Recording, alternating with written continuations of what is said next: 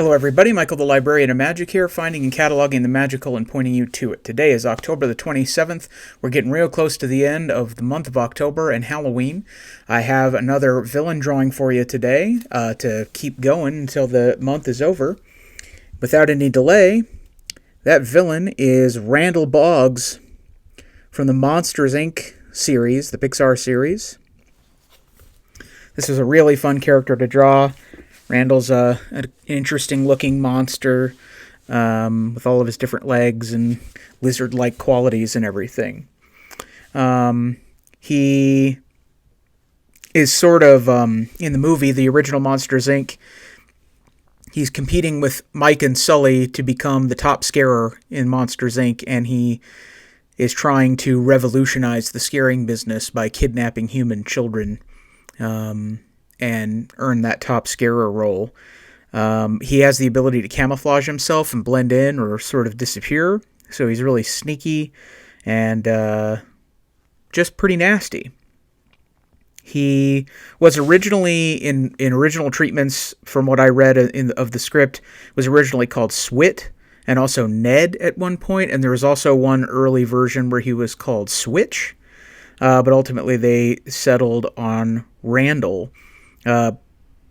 Because, from what I understand, partially because Randy Newman, the composer, did the music work for this film and a bunch of other Disney projects like Toy Story and things like that, and they just thought of naming him Randall. His status in the movie by the end of the film that we know of is he gets banished through one of the doors that they have at Monsters, Inc. that lead to people's places, and he ends up at this home in the South where the people there think that he's some sort of alligator, and they beat him silly with a shovel, and then he gets locked in there. So last we know, he's banished in there. The film Monsters, Inc. came out in 2001. It was directed and co-written by Pete Docter, who since 2018, has become the chief creative officer of Pixar, and really has made some of the best movies in the run of Pixar. He's been there since the very beginning. He helped co-write Toy Story. He's pretty much been involved on all of it. But personally, he directed Monsters Inc. This was the first movie that he ever directed, and did a really good job with it. And then since then has directed Up, Soul, and Inside Out, all three of which won the Oscar for Best Animated Features. So he has won those Oscars several times. He pretty much has, since his first film, has not failed to direct a major success, pretty much, critically and financially.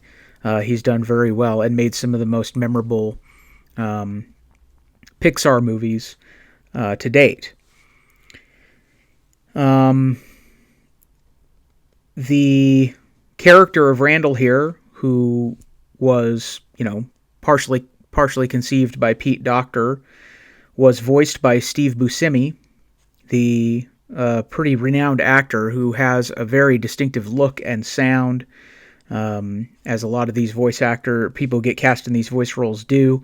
Many people would probably recognize him from some of his roles, like Donnie in The Big Lebowski, or in Quentin Tarantino's Reservoir Dogs. He's been in a lot of gangster things like Boardwalk Empire and The Sopranos.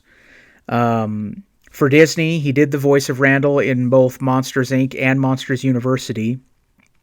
He voiced the character Bucky in the movie G-Force about, I think, guinea pigs. He voiced Wesley in Home on the Range. He was the voice of a character named Saroso in the episode Tides of Change of Elena of Avalor. And then for Touchstone Films, which, Touchstone movies are all distributed by Disney. Touchstone is was one of their arms. For Touchstone Films, he played the role of Garland, the Marietta Mangler Green, in the film Con Air. A lot of people like that movie and probably remember that role. He was Irving Nitzberg in the film Billy Bathgate. He played Gregory Stark in the movie New York Stories, and he played the role of Rockhound in Armageddon, another film that a lot of people probably like quite a bit. And those were all made by Touchstone, distributed by Disney, and he was in all of those films. And he's, if you go to his filmography, he's been in a lot of stuff. He's been in a lot of the Adam Sandler movies. Did voices in the Hotel Transylvania series.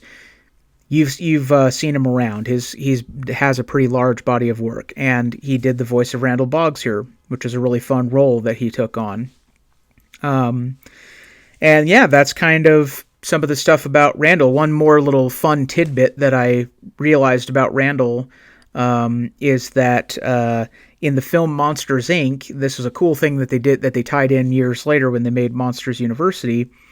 He's kind of got a squinty look, and you can see in the drawing that I made, he's fairly squinty, and that's because he's supposed to be wearing glasses, but he doesn't wear them because he likes to camouflage himself and disappear a lot and be sneaky, and if he does that with his glasses on, you can see the glasses. The glasses can't camouflage in, so he chooses not to wear them. We find out in Monsters University that he's supposed to be wearing glasses, and he chooses not to wear them.